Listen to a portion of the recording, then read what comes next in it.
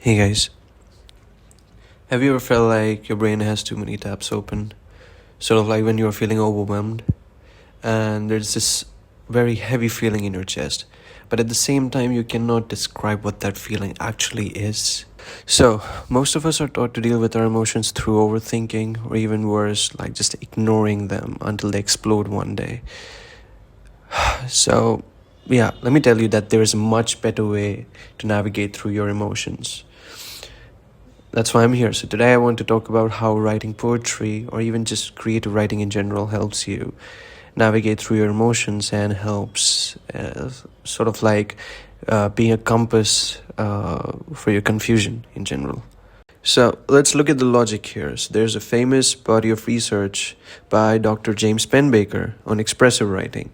So he found that if one spends around 15 to 20 minutes of their day writing on stressful experiences, it actually helps improve their physical health.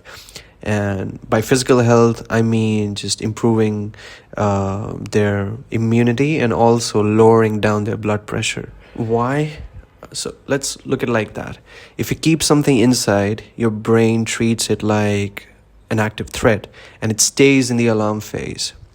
So you're sort of very anxious, very desperate, very restless at moments.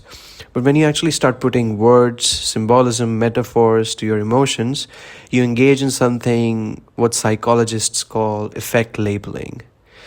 And studies using fMRI scans have shown that, of course, when you're engaging in something called effect labeling, your amygdala actually relaxes. So it's amygdala is sort of like a part of your brain which handles fear and fight and flight responses.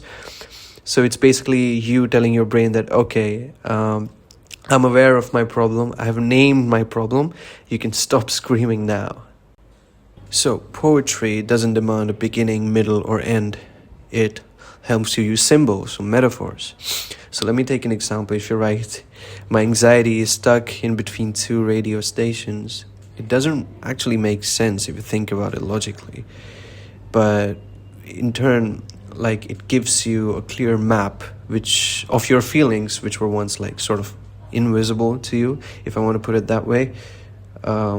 So what I would suggest is not thinking from your brain while writing, but in place of your brain, just write with your heart, and you don't have to make sense logically.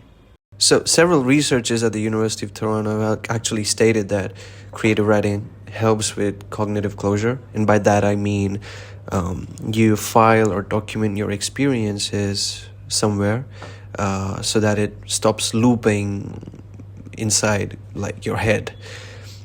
So you're not just venting, you're actually again documenting those things somewhere so that you can finally step away from it. In order to like do this, you actually don't need a degree. Here are 3 things that you can actually do so that you can sort of help yourself deal with your emotions through writing.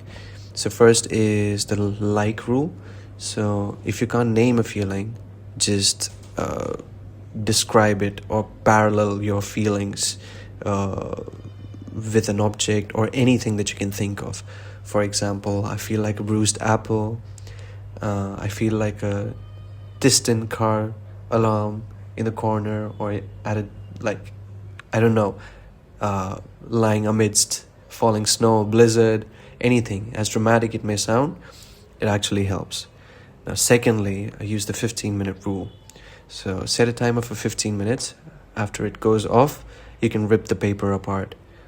Now, bringing back to the cognitive closure thing, so it actually helps you move away from that thing. So it's like, okay, bye-bye to that feeling. And lastly, don't edit. Yeah. The moment you check for any spellings or any punctuations or any sorts of grammatical errors, you're using the logical part of your brain. Try to use the feeling part. Again, bringing me back to using your heart while writing. Not using, I mean, thinking with your heart while writing and not with your head. Yeah, it helps. So basically, poetry shouldn't be fancy, in my opinion. It should be honest. It's sort of like an avenue which gives you clarity with your feelings. And I really want to know like in the comment box how you guys deal with stressful situations. I mean, I deal it through writing. I started it back in 2020 during COVID, and it has helped me ever since, and I really want to know. And I actually want you guys to give it a shot.